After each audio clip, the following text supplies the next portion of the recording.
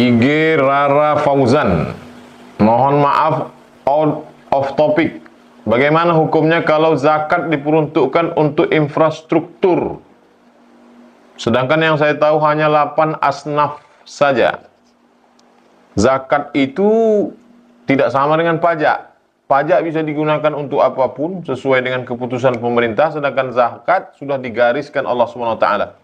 Innamas shadaqatu lil fuqara wal masakin wal 'amilina 'alaiha wal mu'allafati qulubuhum wa fir riqab wal gharimin wa fi sabilillah wa ibnis sabil. Keluar daripada itu maka sudah merubah ketentuan Allah Subhanahu wa taala. Maka yang bisa dilakukan oleh sahabat-sahabat kita yang duduk di legislatif adalah mengeluarkan undang-undang, peraturan. Siapa yang membayar zakat, maka pajaknya berkurang. Nah, ini sudah dilaksanakan. Jamaah menelpon saya, Ustadz, saya bayar zakat, bayar pajak ini di kantor pajak, katanya pajak saya berkurang 2 juta.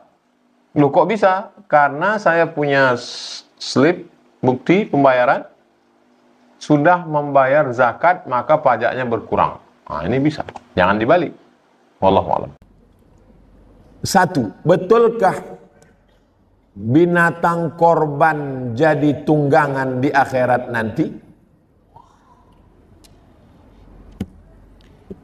Nanti bila kita berkurban, maka binatang ini nanti akan menjadi tunggangan kita di akhirat. Ada hadis, ada pendapat ulama, ada ijtihad ulama. Ada seorang ulama yang tidak mau, pokoknya dia kalau sudah keluarkan fatwa tak boleh tawar-menawar. Berkurban mesti 7 orang dalam 1 ekor lembu. Bagaimana kalau ditambah dengan kambing? Oh, tak boleh, karena nanti dia akan tunggangan dia lembu. Kita sekarang berhadapan dengan orang yang rasional. Saya tak nak 1 lembu dengan awak lah. Dia berpikir. Ini memahami targhib wa tarhib, motivasi. Targhib bagi motivasi, tarhib membuat takut. Nah, jadi cerita tentang hewan kurban menjadi tunggangan itu ada dalam kitab. Tapi memahaminya secara akli, itu boleh membuat orang nanti menjadi ikhtilaf. Karena ini maknanya motivasi, membagi kita semangat supaya seperti dalam perjalanan di dunia saja kita tak nak berjalan kaki, apalagi nanti di akhirat. Adapun yang kita alami nanti di akhirat itu, mala a'yunun ra'at, tak pernah ditengok mata, wala udhunun sami'at, tak pernah didengar telinga, wala khatara ala qalbi bashar, tak pernah terlintas di hati manusia. Dari IG Dani Gibe, Assalamualaikum Pak Ustaz. Waalaikumsalam warahmatullahi wabarakatuh. Mau tanya, kalau bekerja di tempat penjualan mobil yang transaksinya ada cash and credit, lantas kreditnya bukan bank syariah, apakah saya harus berhenti di situ karena takut riba? Uang dengan uang riba, uang dengan barang tidak riba. Kalau dalam transaksi itu ada uang dengan uang, berbunga, bertambah, berlebih riba, maka selamatkan dirimu dari haram. Ya ayyuhalladzina amanu, wahai orang beriman, la ta'kulu riba, jangan kau makan riba, adhafan mudha'afah, berlipat-lipat ganda. Alladzina ya'kuluna riba, orang yang makan riba, la yaqumuna illa kama yaqumul ladzi yatakhabbathu syaitanu minal mas. Nanti dia bangkit dari kubur seperti orang yang kerasukan setan. Na'udzubillah. Ayyuma lahmin, setiap daging di badan nabata min haramin, kalau dia tumbuh dari yang haram, fannaru aula bih, tempatnya api neraka jahanam.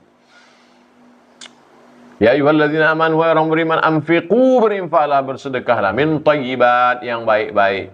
Innallaha thayyibun, Allah maha suci, la yaqbalu illa thayyiban, Allah tidak menerima kecuali hanya yang suci-suci saja. Riba tak diterima Allah. Hidup ini singkat, saudaraku. Selamatkan dari riba. Wallahu a'lam.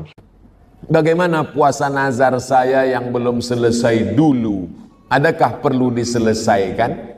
Nazar merubah sunat menjadi wajib. Kurban sunat muakkad, Tapi ketika nazar merubah dari sunat muakkad menjadi wajib. Bila anak saya sehat, saya bernazar berkurban. Tapi kalau tak sihat sampai mati tak berkurban. Bakhil, pelit.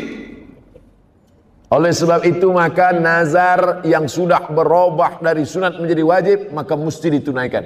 Kalau tidak dia akan menjadi hutang.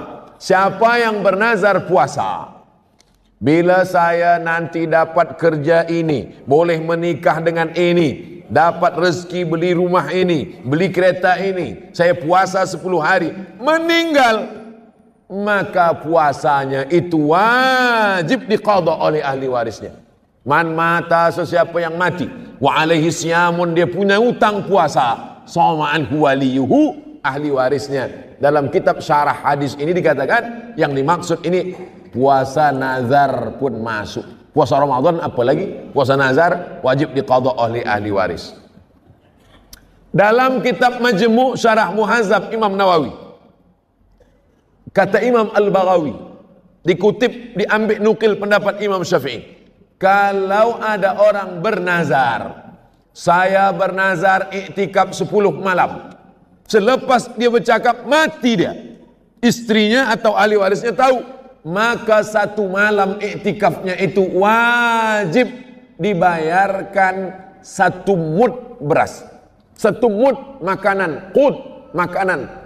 Bila dia orang Makkah, gandum, zabib, qamh, tamar, wajib dibayarkan 1 mud. 1 mud itu 7 ons, 750 gram, wajib dibayarkan. Kalau tidak maka menjadi hutang. Ini dalil tentang wajib membayarkan nazar walaupun sudah mati meninggal dunia.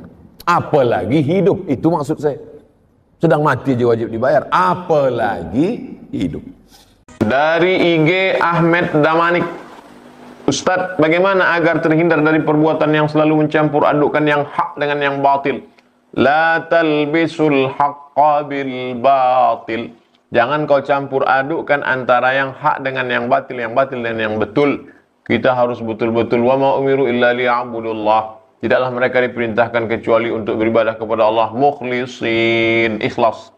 Makna ikhlas itu adalah sebagaimana keluarnya air susu kambing baina farthin wa damin, tidak terkontaminasi oleh kotoran sehingga air susu menjadi hitam, tidak terkontaminasi oleh darah sehingga air susu menjadi merah, maka keluar putih bersih. Begitulah bersihnya kita di hadapan Allah Subhanahu wa taala.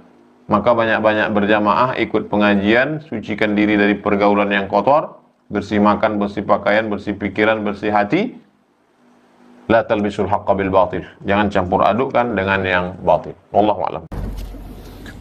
Assalamualaikum warahmatullahi wabarakatuh. Ustaz. Waalaikumsalam warahmatullahi wabarakatuh. Saya pernah solat taubat semasa umrah.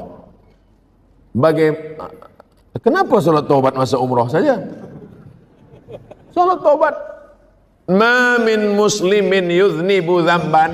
Bila ada orang yang buat silap salah dan dosa, thumma yatatahhar, setelah itu dia bersuci, paling elok mandi taubat. Thumma yusalli rak'ataini, kemudian dia solat sunat 2 rakaat. Illa ghafarallahu lah, Allah ampunkan dosanya. Setelah membacakan hadis ini, Nabi pun membacakan ayat, walladzina idza fa'alu fahishatan aw zalamu anfusahum dzakarullah fastaghfaru lidzunubihim. Orang-orang yang silap salah kemudian dia bertaubat dan minta ampun kepada Allah, maka Allah mengampunkan dosanya. At-taibu minadz dzambi kama la dzambalah. Orang yang taubat dari dosa seakan-akan seolah-olah tidak berdosa. Oleh sebab itu maka solat sunat taubat laksanakan banyak-banyak, selalu-selalu, tidak hanya semasa umrah sahaja. Assalamualaikum warahmatullahi wabarakatuh, Pak Ustadz. Dari IG Imam Asy'ari 7106. Gimana hukumnya orang punya utang pada orang tua belum bayar, sedangkan orang tua sudah meninggal? Seorang anak berhutang kepada ayahnya atau ibunya. Berapa dia hutang? 100 juta. Akad utang piutangnya sah, tidak ada yang batil, tidak ada yang haram. Meninggal, maka dia bicarakan kepada ahli waris yang lain bahwa dulu saya ada pinjam uang almarhumah 100 juta dan sekarang saya sudah ada uang mau bayar, maka dibayarkanlah, nanti akan dibagi kepada ahli waris karena dia menjadi milik ahli waris, dibagilah menurut hukum faraid. Allah. Bagaimana cara masbuk subuh? Adakah perlu disertakan dengan doa kunut atau tidak? Orang yang mazhab Syafi'i masuk dia ke masjid rakaat kedua. Sami Allahu liman hamidah. Imam pun baca. Allahumma hadina fiman hadait wa afina fiman afait wa tawallana fiman tawallait. Selesai salam. Assalamualaikum warahmatullah. Si masbuk tegak berdiri. Apakah si masbuk tadi baca kunut atau tidak? Maka si masbuk tadi baca kunut. Kalau gitu kunutnya 2 kali. Ya. Kenapa? Karena manakala dia ikut imam, imam rakaat 2, makmum rakaat 1. Manakala imam salam, dia tegak, itu rakaat 2. Kenapa saat dia tadi ikut imam dia berkunut? Hadis, ju'ilal imamu liyu'tamma bihi, imam diangkat untuk diikuti. Sebenarnya dia tadi itu rakaat pertama, imam rakaat 2. Kenapa dia ikut berkunut bersama imam? Kerana posisi dia sebagai makmum. Selepas imam salam dia tegak, itu rakaat kedua bagi dia, maka dia tetap berkunut. Oh, saya busy lah, pusing kepala mendengarnya. Jangan masbuk. Tapi bila masbuk, saya ulang sekali lagi. Masbuk subuh, rakaat kedua bagi imam, rakaat 1 bagi makmum. Imam salam, makmum tegak, maka rakaat kedua bagi si masbuk, itulah dia yang rakaat yang sedang dia tegak, maka dia tetap berkunut. Wallahu a'lam. Dari IG Mama Joni Joy. Assalamualaikum Ustaz. Waalaikumsalam warahmatullahi wabarakatuh. Saya ingin tanya, masalah zakat, mana yang lebih bagus, lebih baik? Memberikan zakat kepada di masjid atau langsung sama orang tua yang umurnya sudah 72 tahun? Seorang janda yang tinggal sendiri di rumahnya. Walau masih ada 2 anaknya tapi tidak serumah. Bagus ke masjid atau kepada janda ini? Hukum aslinya zakat fitrah itu zaman Nabi dulu tidak pakai amil. Langsung saja pagi Idul Fitri sebelum ke masjid, habis sholat subuh, ambil gandum 1 sa', lalu berikan kepada fakir miskin. Langsung serah. Dulu begitu. Nah sekarang tidak bisa. Karena kalau kita langsung serahkan saja ke fakir miskin, nanti ada fakir miskin yang dapat sampai 1 ton, 1 goni. Karena kebetulan banyak teman dia, banyak kenalan dia. Tapi ada yang tidak dapat. Oleh sebab itu, untuk menerapkan prinsip keadilan, masjid. Nah, nanti pengurus masjid mendata melalui RT RW berapa fakir miskin, berapa. Ini ibu janda 72 tahun tadi, ini pasti sudah didata masjid. Maka serahkan ke masjid, nanti masjid akan membagi. Wallahu a'lam. Takbir Idul Adha ada yang mengatakan bermula subuh Zulhijjah. Tapi yang sering diamalkan bermula maghrib dan berhenti asar. Allahu Akbar, Allahu Akbar, Allahu Akbar. La ilaha illallah, wallahu akbar. Allahu Akbar walillahil hamd. Kapan? Bila dimulai? 2 pendapat. Pendapat yang pertama, asyuru' ila salah. Ketika pagi berangkat dari rumah akan pergi ke tempat sembahyang. Pendapat yang kedua, tenggelam matahari petang kerana awal hari bukan jam 12 malam. Yang awal hari jam 12 malam itu Masehi. Sedangkan dalam Hijriah awal hari ini hari Ahad. esok Isnin. Bila Isnin itu bermula? Isnin bermula tenggelam matahari, nanti masuk maghrib. Pendapat yang mengatakan takbir diawali lepas matahari tenggelam kerana 9, 10 Zulhijjah itu berawal dari semalam, manakala matahari Sabtu tenggelam muncul bulan, disitulah dia 9, 10 Zulhijjah. Itu dalil orang yang bertakbir. Di kampung halaman saya Idul Fitri bertakbir dari lepas maghrib. Idul Adha pun begitu juga. Tapi bila ada orang yang membuat takbir pagi akan berangkat, kita pakai yang diamalkan oleh majoriti mazhab Syafi'i adalah dari matahari tenggelam lepas maghrib itu dia. Apakah takbir itu hanya selepas solat saja? Tidak. Bertakbir Umar bin Khattab di pasar, suk tempat berniaga, hingga bergoncang tiang-tiang pasar tempat berniaga, bertakbir.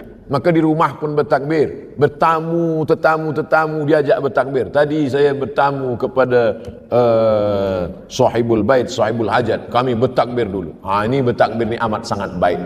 Wallahu a'lam bishawab. Dari IG Moh Irhamni. Assalamualaikum Ustaz. Waalaikumsalam warahmatullahi wabarakatuh. Saya mau tanya, hukum orang memelihara harimau di rumahnya bagaimana Pak Ustaz? Memelihara siba, hewan buas, itu tegas dalam kitab Hasyiatul Jamal mazhab Syafi'i. Waqtina'uhum laha haramun. Raja-raja, penguasa-penguasa, waqtina'uhum laha, mereka memelihara singa, memelihara macan tutul, haramun, kata dalam Hasyiatul Jamal. Hukumnya haram. Kenapa haram? Tabdzir, mubazir. Berapa budget makanan daging, sementara fakir miskin banyak yang tak makan ikan asin. Ini harimau makan daging. Waktu habis. Kemarin malam dapat berita dari Terengganu, seorang kakek meninggal dunia bersimbah darah diterkam oleh beruk. Padahal beruk ini sudah lulus sekolah memanjat pohon kelapa.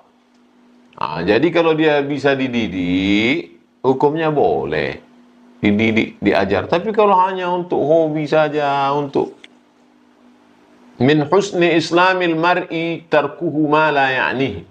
Kalau kamu mau melihat kualitas keislaman seseorang, bagaimana mau melihat kualitas keislaman seseorang? Tarkuhu ma la ya'ni. Ketika dia bisa meninggalkan sesuatu yang tak ada gunanya, tak ada manfaatnya. Daripada mengkoleksi ini, serahkan ke kebun binatang, koleksi dalam tanda kutip, koleksi anak yatim, fakir miskin, menolong orang susah, lebih bermanfaat. Koleksilah yang bisa menolong di hadapan Allah Subhanahu wa taala. Wallahu a'lam. Assalamualaikum Ustaz. Waalaikumsalam warahmatullahi wabarakatuh. Bagaimana caranya berta'aruf dengan ajnabi? Ajnabi yang tak mahram, tak ada hubungan mahram. Lelaki perempuan tak boleh berdua. La yakhluwanna rajulun ma'a imra'atin illa ma'a dhi mahramin. Ajnabi. Dia nak kenal, ta'aruf. Bagaimana caranya? Ta'aruf. Kalau sesuai ta'aruf, khitbah. Kalau sesuai khitbah, akad. Ta'aruf, khitbah, akad. La yakhtiba rajulun ala khitbati akhi. Tak boleh meminang perempuan yang sudah dipinang orang lain. Assalamualaikum Tuan Haji. Waalaikumsalam. Anak Tuan Haji sudah dipinang orang? Sudah. Saya nak pinang lagi. Berani berapa? Haram. Putus nanti silaturahim. Adapun khitbah, balik dari tazkirah, nampak dari jauh agak cantik, ditanya kepada masyarakat dekat masjid, anak siapa yang tadi pakai tudung apa? Saya tak nak sebut warna, nanti tahu pula.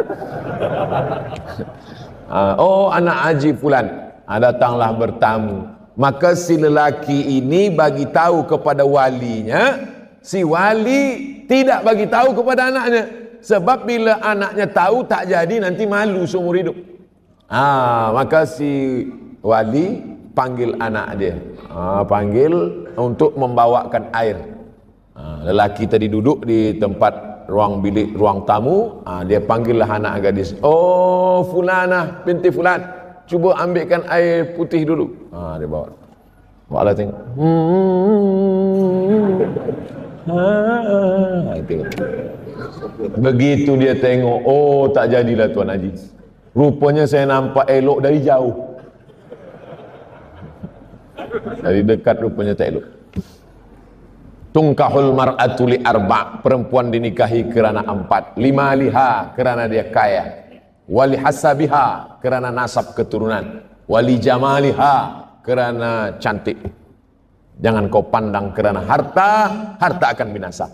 Jangan kau pandang kerana nasab, nasab boleh jadi akan berubah. Jangan kau pandang kerana cantik, hari berganti, musim berubah, wajah pun ikut berubah. Fazfar bidzatid din, pandanglah kerana agama, taribat yadaka, selamat engkau. Man talaba akhan bila aibin baqiya bila akhin, siapa mencari kawan yang tak bercacat, seumur hidup takkan berkawan. Istikharah, tawakkal 'ala Allah. Fa idza azamta, kalau kau sudah azam, fatawakkal 'ala Allah. Mudah-mudahan yang pemuda-pemuda yang belum berjodoh didekatkan Allah jodohnya, insyaallah. Yang mengucapkan amin yang belum menikah. Yang udah untuk anak-anaknya. Dari IG Pandu Akbar. Assalamualaikum warahmatullahi wabarakatuh, Pak Ustaz Abdul Somad. Waalaikumsalam warahmatullahi wabarakatuh. Saya mau tanya, ada seorang hafiz yang ditanyakan lebih baik kehilangan ibu atau kehilangan hafalan Quran.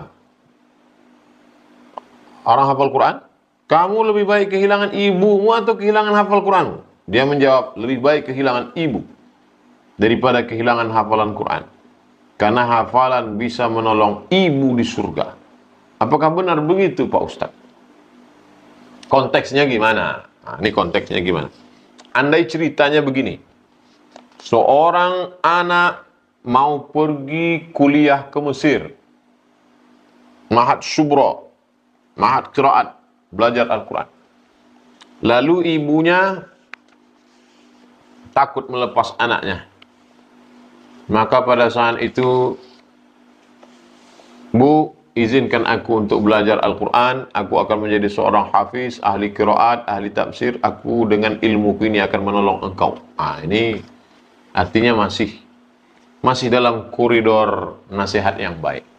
Tapi kalau sampai berkata kasar, caci maki, sumpah serapah, lebih baik aku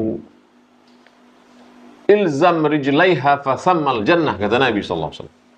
Seorang laki-laki yang ingin mati syahid, ibumu masih ada, alaka min ummin, ibu masih ada, ada. Ilzam rijlaiha fathammal jannah. Kau urus tapak kakinya, surga menjadi balasan bagimu. Oleh sebab itu maka konteks cerita ini bagaimana? Ini mesti diketahui dengan baik. Wallahu a'lam. Assalamualaikum Ustaz. Waalaikumsalam warahmatullahi wabarakatuh. Apakah hadis yang sahih untuk seorang muslim melakukan sukan memanah atau berkuda? Nak memanah berkuda tak perlu hadis sahih. Takkan semua nak hadis sahih. Nak makan lontong pun hadis sahih. Alimu auladakum, ajarkan anak kamu as-sibahah, berenang, warrimayah, memanah, warukubal khail, menaik kuda. Dalam riwayat lain wal furusiyah. Furusiyah diambil dari kata fars, berkuda. Apakah ini hadis marfu'? Mulut Nabi yang bercakap, ikhtilaf ulama. Sebagian mengatakan tak sampai pada darajah sahih. Tapi andai pun dia dhaif tetap boleh diamalkan karena dia bukan masalah ibadah. Dia bukan masalah halal haram. Dia hanya untuk motivasi. Tapi ini pun mesti saya jelaskan. Saya tak ingin pemuda-pemuda pergi berenang di tempat orang asik berenang. Mamam cakap bercampur aduk ikhtilat lelaki perempuan. Awak kenapa berenang? Alimu auladakum as-sibahah. Hadis lain tak ada hafaz. Hadis ni hafaz. Tak betul.